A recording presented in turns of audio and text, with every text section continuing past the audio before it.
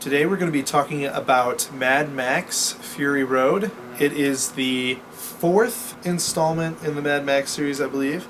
Yeah, as a franchise goes. Yeah, as a franchise goes. I'm pretty sure. So this is going to be our review and reactions to the movie. Okay, wow. George Miller basically did this thing. I'm pretty sure it was his love child. We both saw it together in the theater when it came out. About when it came out. And we were...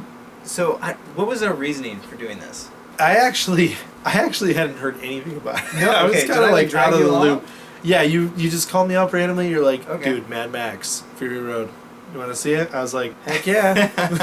Of course I do. So, I had seen a couple trailers and done a little bit of reading, and I was like, this thing could be big. And I'd actually heard that it was probably the best action movie, maybe of all time. Like, good. I hadn't even seen a trailer on it before seeing the movie the first Okay, time. so this is the first time I'm hearing this. What were your, first reactions? Can you remember back? Oh, back yeah, when we saw it? I remember. All right, because I was blown away. What was your reaction? I just remember, going into the film, I realized that there was some backstory here, but at the same time, the backstory was completely unnecessary to get immersed into the world. It immediately gripped me. One of the things you mentioned, getting immersed into the world, and the backstory that they don't give you, or the story, period, that they don't give you, is genius. Yeah. There's so so good. much there, and it's almost like you're in an aircraft flying by some type of apartment complex. And I like bear this with me, analogy. I create this analogy on the fly. Get it? And in one yard, there's a murder happening, and you just keep flying by. You know, you want to. There's a murder happening. All right, that's a bad example. The You point fly is, by the this. point is, there's so much that you're flying by that you want to stop and take pictures of. I like it. I like the analogy. No, seriously. There's a lot of backstory. I haven't seen 3 other movies. I haven't either. So I was like, what's going on? And you knew he was tormented by, I think, not being able to save somebody. Yeah, it seems like there's a lot of stuff that's going on there. Different people, 3 different people, I think is what it showed almost. Right. One of them's So a little multiple girl, people that he's one- just trying to save, doesn't one save, person. and he's quit. And then we go to see this female played by, I don't know how to pronounce Charlize her name. Theron. Charlize Theron. And she's apparently, you kind of don't know, you're just jump into the middle of the story. She's apparently trying to steal this big rig. And then we learn there's other girls along with her. I guess they're part of a harem from this guy who's in power. All this you're just basically learning by watching how the characters react to certain things. There is almost no exposition given in this which movie. is actually quite a feat because there's so much explained without any words really being spoken. And it's not necessarily about the story in ways. It is. Because Yeah. the action is all really closely tied to the story. We have to drive here.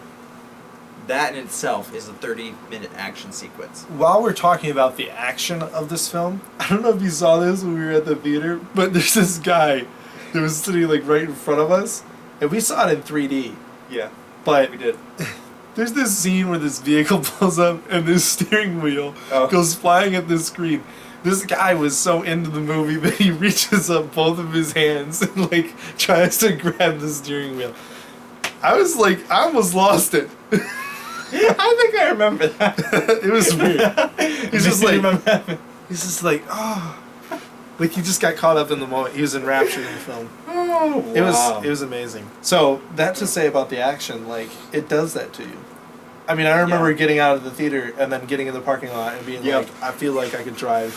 We both had this feeling. Afterwards, boss. we were when you get out of the theater and get into your car and you turn on the key, you're like, oh my goodness. There's so much power. There's so much. I'm capable of so much in this little vehicle. I could destroy the world. And then you drive out of the parking lot and at normal speeds, and you feel oh, I'm going so slow. Or else you feel like you're in a race car. I peeled out of that parking lot. I did. I wish I did. That would have been cooler. But that's genius. That's the power of practical effects. Yeah, which 90% of that movie is all practical effects. Now, do you know, because this is something that I wanted to look up, and I'm sure somebody who watches this, if they know, they'll just be like, idiots. This is the way that it is. You know who you are. You know you want to. But the guys like on the poles that like lean over and stuff like that. Do you think that was like legit? Like they actually did that? Yeah, they were. I mean, of course they had more harnessing on, but yeah, I'm pretty sure they did that. That is insane. That right there, that's how you make movies. You strap people to poles and have them dangle over the road that you're driving 90 miles per hour down. Strap this guy to the front of a car and just tear off across the desert. There's not a whole lot of story, but the story that is there is actually like really good. Like the themes in particular, I can remember that the theme that is like the overarching theme is hope. Basically, you have the ladies that have hope in a better land that they can go to and escape to, where they can be free. You have Mad Max, who has the hope of being redeemed. You have the guy who is following this dictator like who is almost like his god. Yeah. And he has this hope that he's going to get to Valhalla and live eternally. Right. And he has a character change in the middle of the movie too, because he kind of sees the humanness of his god that he had believed in, and he realizes he can't really trust that, and there's nothing for him there, and then he sees the love showed by these girls. Right. One in particular, and he just tries to, and I think he ends up giving his life to have them reach their hope. I get the impression from his character that he has like some sort of terminal illness of some kind. Well, like towards the beginning, it almost seems like that's the case. Like he's not. Again, this is really hard to, because there's no exposition. It's hard to say. Right. But it does seem that all of the minions, I'll call them, I think all of them are like that. They're all like terminally ill. In like a way. from Fallout almost or something like that. Yeah, and they all need to like rejuvenate themselves with blood. Right. From other individuals.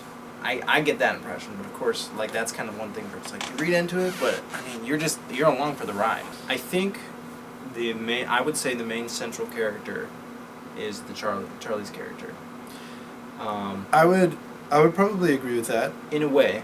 And I just say that because although we do follow Mad Max, I think more so, and it could be argued he's the central character. The story is about her trying to get to this place of green, not realizing that she really can't. So again, like a false hope.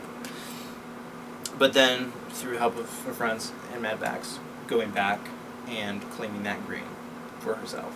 And of course, like there's this whole like she does it, but she needs the help of Mad Max, and he doesn't want to help because he can't really help in his mind. But then he just decides to go for it, and it turns out that he can help. And then in the end, I love the shot where it's kind of focusing on her. She looks back at him, and they give like the knowing look, and he just fades into the crowd, disappears, and we go back to her. So it's kind of like she's the kind of the one that the story ends on, and we know that Max kind of got his redemption by helping her. Do you think that like Max is kind of like a savior character almost? Like he just kind of like helps save them from their situation and then bring them, and then he just disappears, like he fades. Like it's selfless act. I was almost going to say that about, I don't know what the guy's name is. Pasty White. Whoever the whoever sour cream skin is.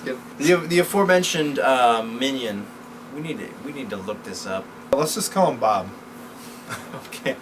So Bob, he's almost more of a savior figure, just because he gives his life for the cause. For there not being a whole lot of story, there's a lot of symbolism there, I would think.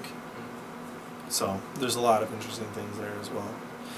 The other thing that I really enjoyed about the movie too was like the lighting and color. Because like I tried to get into some of the other Mad Max movies. I actually tried to watch some of those. And more bland. They didn't have the same feel for me, and so I wasn't able to actually get into them the same way. I can see that. So Mad Max is definitely loud on several levels. Yeah. Including the color. It's visually pleasing. I agree. I just remember walking away from the movie and being like, I love the way that looks. All right, so final thoughts. What would you give the movie as far as a rating? I hate rating films. Maybe I don't. Maybe just do it. Maybe you decide to loves it. Okay, this is either a 9 or 10. It's a standalone movie, in my mind.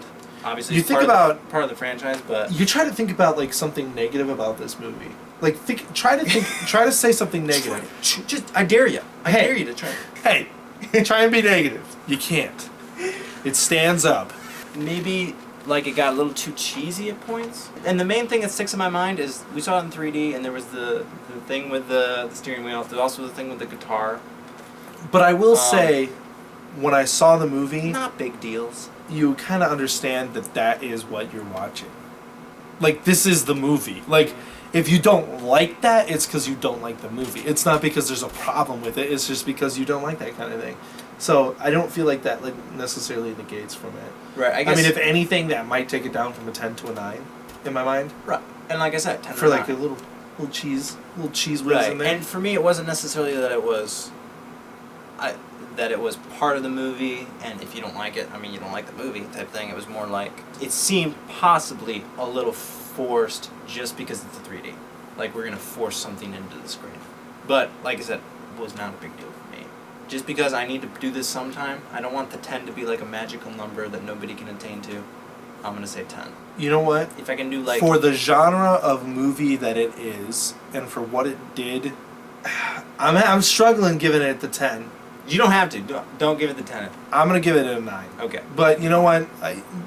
It's still like for the genre of movie that it is.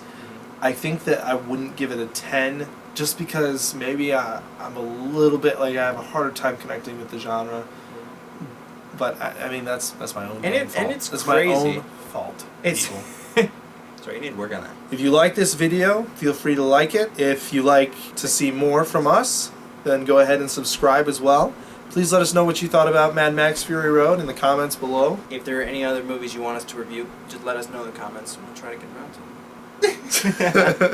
them. I like it. You know what? Yeah, that's good. That's good. I think it's good. That's good. If people don't think it's good, they can